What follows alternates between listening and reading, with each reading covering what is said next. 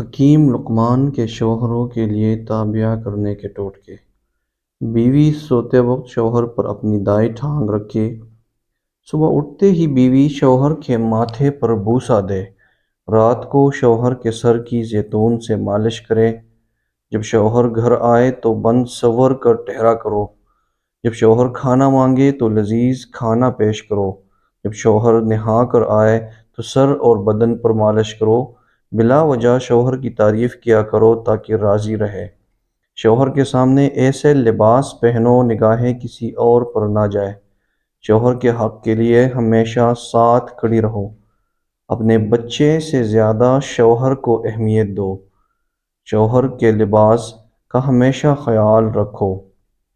سونے سے قبل شوہر کو راضی کر کے سویا کرو۔ صبح اٹھتے ہی شوہر کا استقبال بوسے سے کیا کرو۔ شوہر کو بھینس کا دودھ پلایا کرو بجائے گائے کے۔ شوہر کو خوش رکھنے کی ہر دم کوشش کیا کرو۔ شوہر جب پیار کرنا چاہے تو اسے کسی صورت منع مت کرو۔ شوہر جب بلائے نماز بھی پڑھ رہی ہو تو توڑ کر شوہر کے پاس جاؤ۔